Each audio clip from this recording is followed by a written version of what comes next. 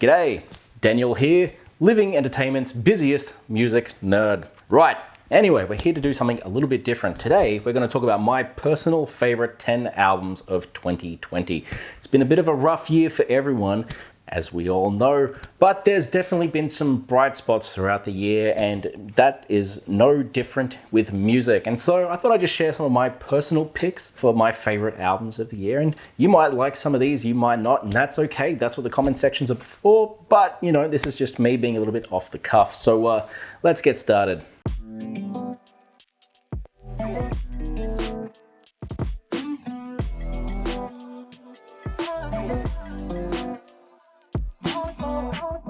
All right, first of all, I want to bring up Norah Jones' new album, Pick Me Up Off the Floor.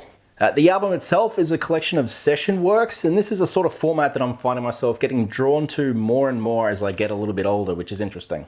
Now, while it's easy to say that Norah Jones is a pretty easy pick, a pretty safe pick for favorite album of the year, it's probably worth saying this is one of her darker albums, if not her darkest album. There's definitely some theming throughout it that is a little bit heavier than you might expect given the more upbeatish, loungy nature of her previous work.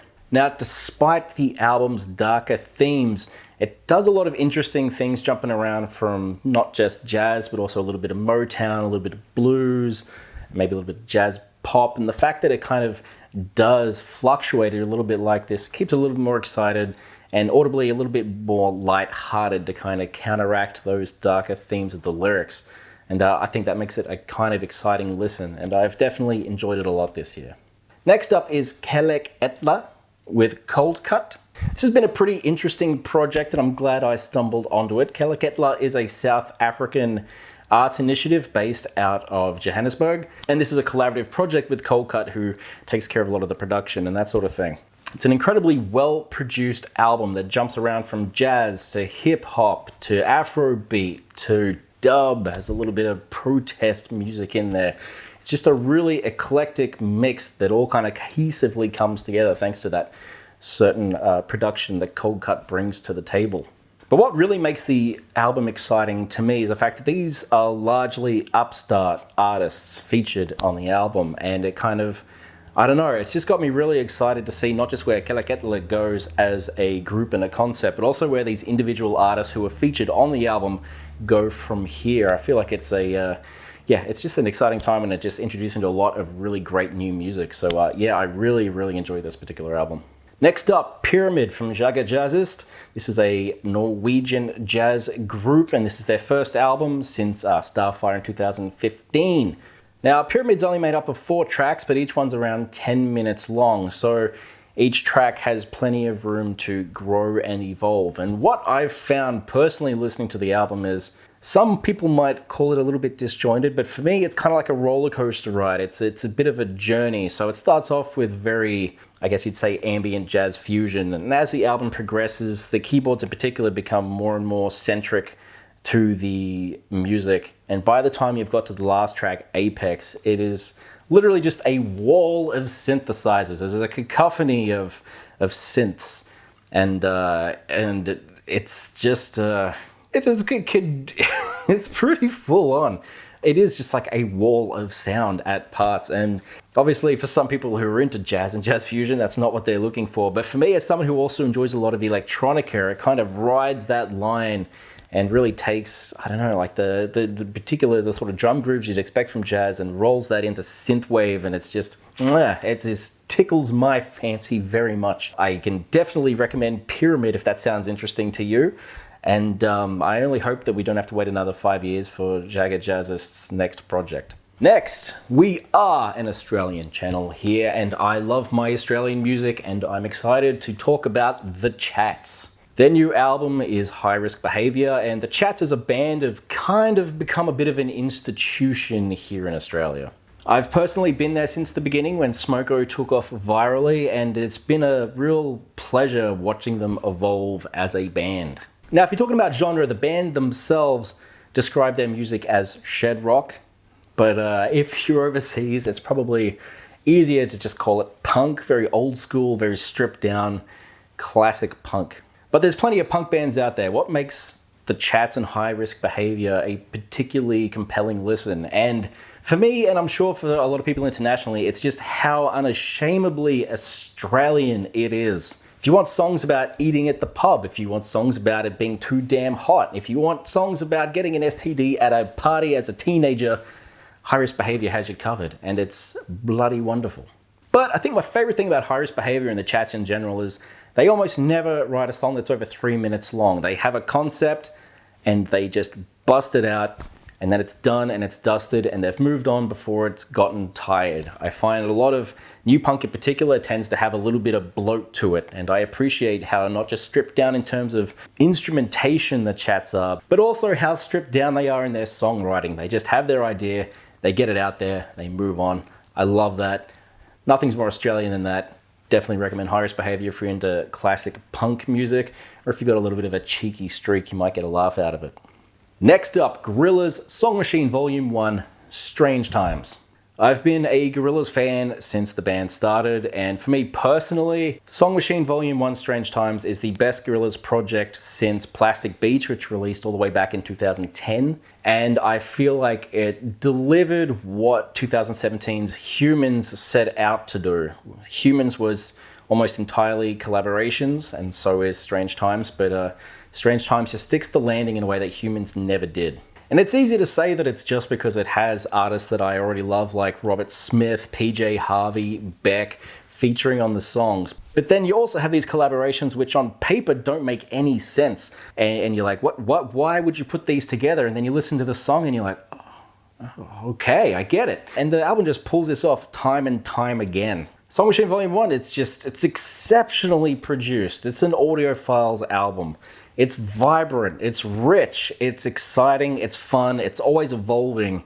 Song Machine Volume 1, it's fantastic and a real return to form.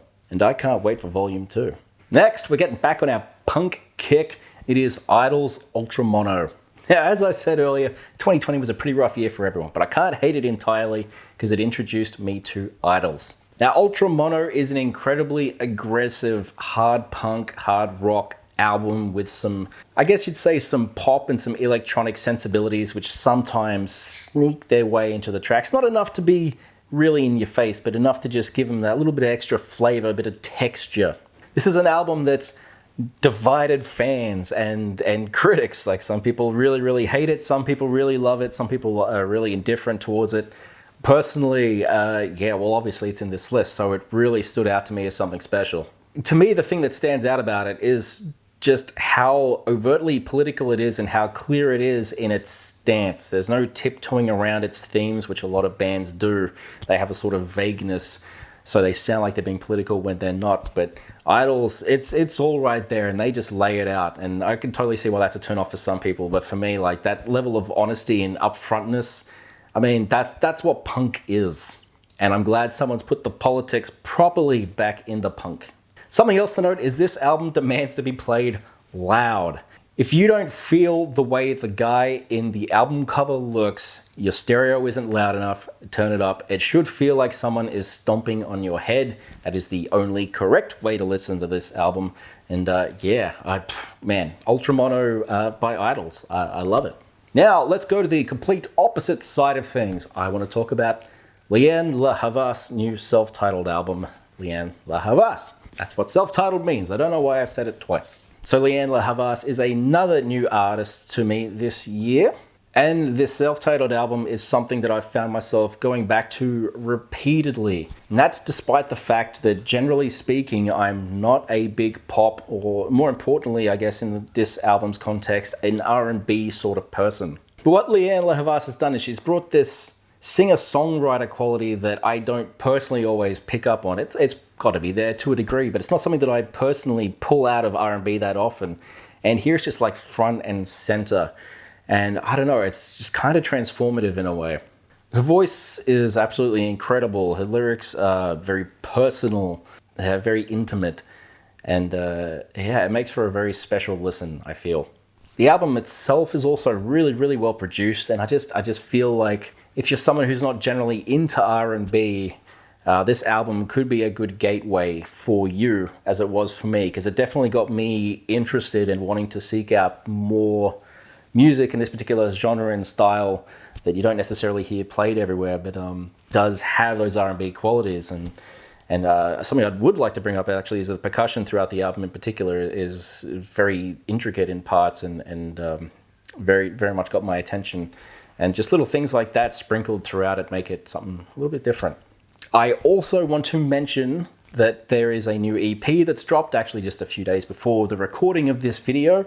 Leanne Lahavas live at the Roundhouse. It is a little EP and it is just acoustic versions of a few of the tracks from this particular album. It's just her and an acoustic guitar, and it's you know, music can make you feel, and I definitely feeled listening to it. I've gone back to it a few times, played it in the store a bit, and it's just, yeah, it's beautiful, absolutely beautiful.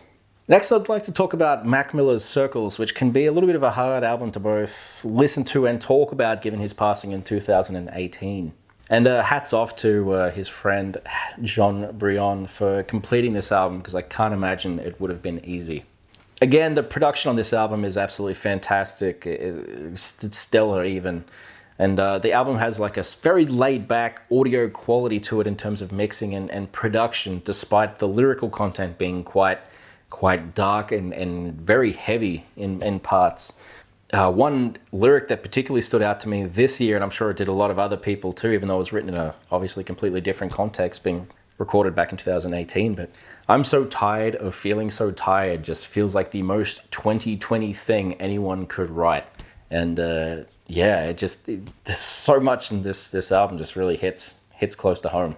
Now, I can imagine if you're watching this video and you're not a fan of hip-hop or rap, you could quite easily write this album off, but I implore you to sit down and listen to tracks like Good News or Complicated. Yeah, just see where you go from there, because it might change your mind. To me, Mac Miller's Circles is it's an exceptional album, and it's transcendent in a way, and it's also a tragic album.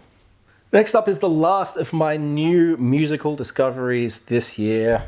This is the year that I discovered Laura Marling through her album Song for Our Daughter.